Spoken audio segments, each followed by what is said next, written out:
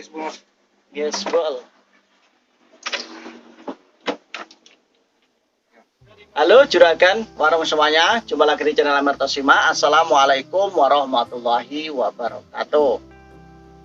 Kali ini saya ngonten lagi pada malam hari. Ini jam 9 malam ya, ini jam 9 malam. Ini karena ada waktu luang ya, saya ngonten lagi.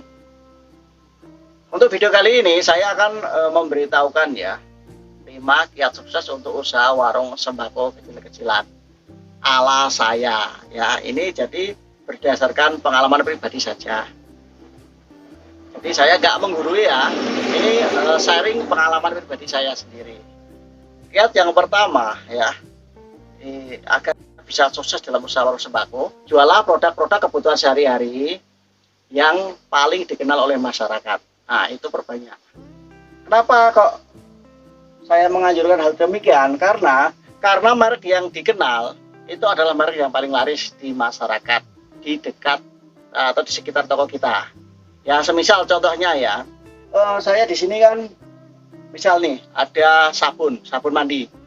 Kalau di daerah saya yang paling dikenal adalah Lifebuoy dan Nuvo.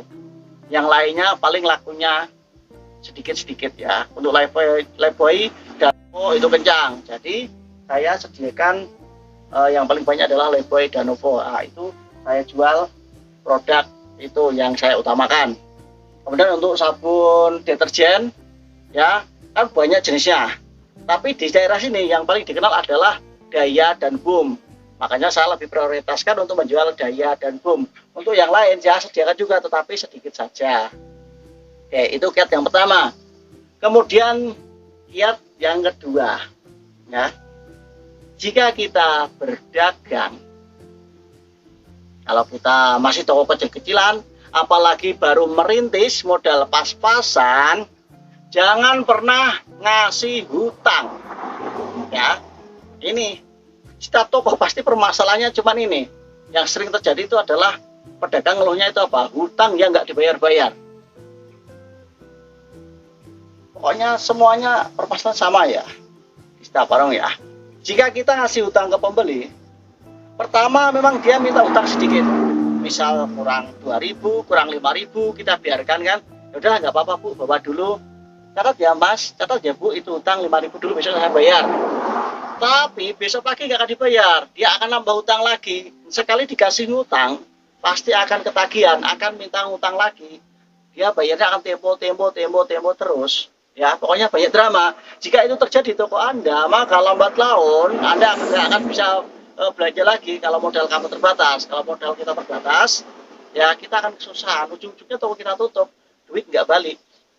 Susah loh. Nagih orang utang susah, kecuali orang-orang yang kita percaya. Lebih baik menghindari untuk tidak ngasih hutang ke pembeli. Oke, lah masuk bisa dicek ya. Oke ya, saya lanjutkan kembali. Untuk kiat yang ketiga, nah ini pasti nggak terpikirkan oleh Anda semuanya ya, yaitu memanfaatkan pedagang sayur keliling untuk mempromosikan warung kita ya. Jadi kita suruh si abang-abang pedagang sayur ini untuk mempromosikan ke warga-warga sekitar. Kenapa kok pedagang sayur? Karena pedagang sayur tersebut tiap hari pasti berinteraksi dengan masyarakat, terutama kepada ibu-ibu. Jadi sangat pas untuk mempromosikan warung kita ya.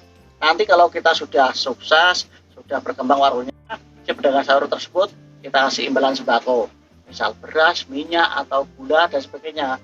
Mereka pasti akan sangat senang sekali ya. Kita senang, pedagang sayur juga senang ya. Itu sangat efektif karena hal itu sudah pernah dibuktikan oleh tetangga saya sendiri ya. Yang ya, sebentar ya.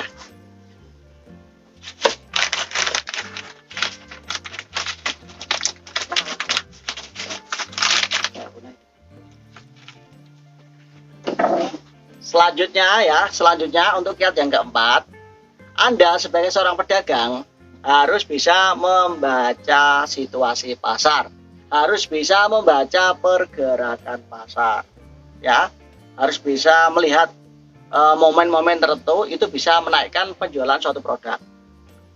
Ya, sebagai contoh, saat lebaran yang paling laris apa? Nah, itu yang disediakan untuk berbanyak. Saat tahun baru yang paling laris apa? Itu yang diperbanyak. Ya, jadi harus memanfaatkan momen tertentu untuk meningkatkan penjualan salah satu produk yang kita jual. Oke, ya. Kemudian untuk kiat yang kelima. Nah, kalau untuk kiat yang kelima itu terkait kita ya. Hubungan kita dengan masyarakat sekitar harus baik. Ini kalau hubungan kita jelek dengan masyarakat, mereka enggan belajar di tempat kita. Ya, jadi kita itu harus menjalin tali silaturahmi, harus saling sapa, bertegur sapa, ya, jangan kayak bermusuhan gitu, nggak baik. Ya, kita itu harus hidup bermasyarakat, saling membutuhkan. Ya, jadi jangan takut kalau kita berbuat baik kepada masyarakat. Jangan takut kalau nanti kalau kita baik pada mereka, ntar mereka utang dong Pak. Enggak juga. Nah, itu untuk urusan utang itu kan kita yang menentukan. Ya, kan tadi sudah saya bilang, jangan memberikan utang kepada siapapun juga. Ya, jadi kalau nggak ada alasan, ntar kalau dia akrab dengan kita, ntar dia minta utang, jangan dikasih. Kalau mereka menjauh karena nggak dikasih utang, silakan saja, nggak masalah. Kalau buat saya begitu ya, silakan saja. Jadi kita harus bersosialisasi dengan masyarakat sekitar ya. Jika terjalin hubungan yang baik, maka mereka akan belanja ke tempat kita. Jika mereka benci dengan kita, ya udah mereka pasti akan menjauh dari kita. Oke, saya ulangi lagi ya, 5 tip tersebut, 5 kiat tersebut agar nggak lupa, agar bisa dipelajari ya. Yang pertama, jualah barang kehidupan sehari-hari yang dikenal oleh masyarakat. Ya. Yang kedua, jangan memberikan hutang kepada siapapun juga. Yang ketiga, manfaatkan pedagang sayur untuk mempromosikan warung milik kita. Yang keempat, kita harus bisa membaca pergerakan pasar untuk memanfaatkan momen tertentu agar kita bisa meningkatkan penjualan suatu produk. Yang kelima dan yang terakhir ini adalah kita harus bersosialisasi yang baik dengan masyarakat sekitar agar mereka mau belanja di toko kita. Oke, silakan semuanya. Semoga